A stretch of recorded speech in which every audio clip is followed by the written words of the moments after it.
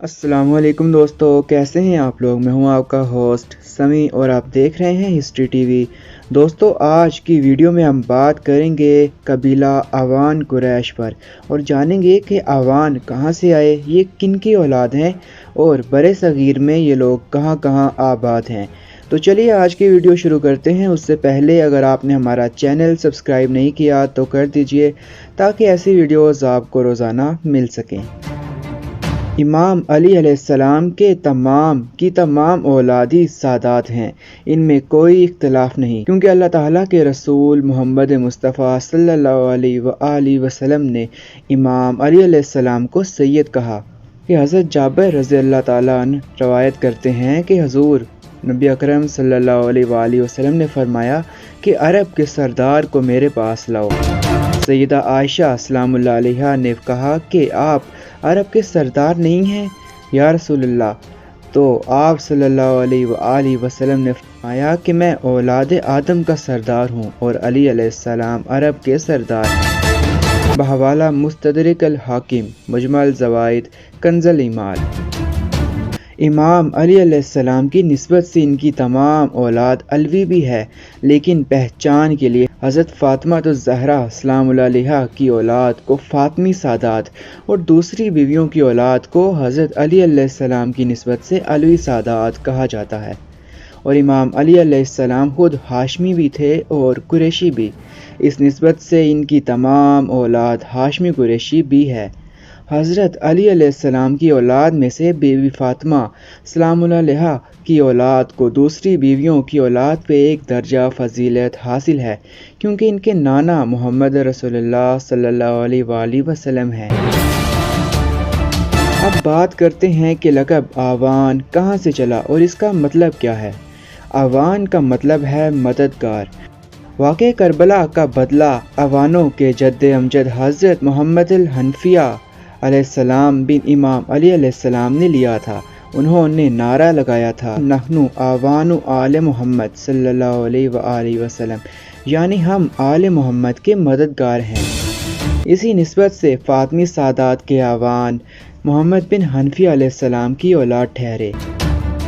आवान कहलवाने की दूसरी वजह यह भी है कि हज़रत मोहम्मद अल हनफिया अलैहिस्सलाम के पोते ऊन कुतुब शाह बिन अली अब्दुल मन्नान बिन मोहम्मद अल हनफिया को आवानों का जद्द अमजद माना जाता है।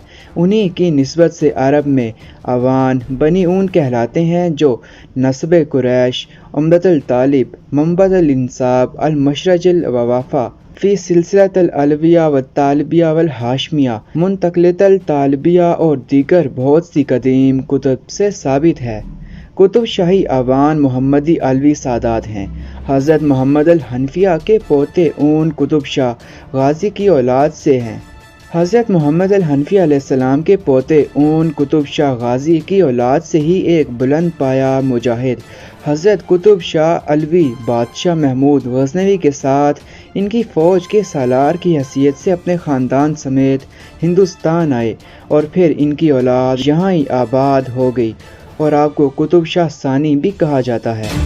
आपके 11 फ़र्जंद थे, इनसे आपकी नस्ल चली। अलवी आपकी निस्बत से ही कुतुब शाही आवान कहलाए। आज पाक हिंद और अफ़गानिस्तान में भी कुतुब शाही आवानों की एक कसीर तादाद आबाद है।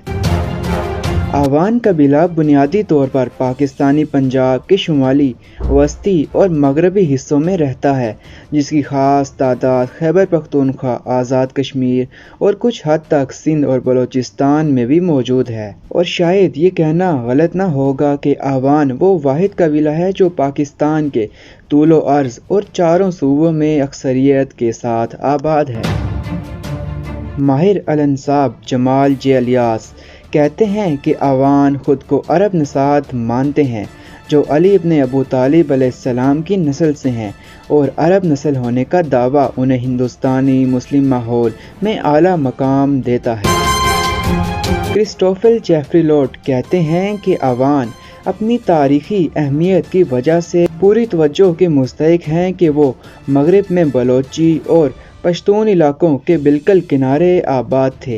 रवायत है कि इनकी इब्तिदा इमाम अली और इनकी दूसरी बीवी हनफिया सलामुल्लाह अलैहा से होती है। مورخین انہیں بہادر جنگجو اور کسانوں کے طور پر بیان کرتے ہیں جنہوں نے سالٹ رینج کے ایک حصے میں جنجوا راجپوت قوم پر اپنی بالادستی مسلط کی اور پورے سندھ سے سندھ تک بڑی کالونیاں قائم کی اور ایک گنجان آباد مرکز لاہور سے زیادہ دور رہے۔ آوان برادری کے لوگوں کی پاکستانی فوج میں مضبوط موجودگی ہے اور ان کا ایک قابل ذکر مارشل سٹیٹس ہے۔ انہیں 1925 میں برطانوی راج کے ذریعے ایک زرعی قبیلے کے طور پر درج کیا گیا تھا، ایک اصطلاح جو اس وقت مارشل ریس کے طور پر درجہ بندی کے مترادف تھی۔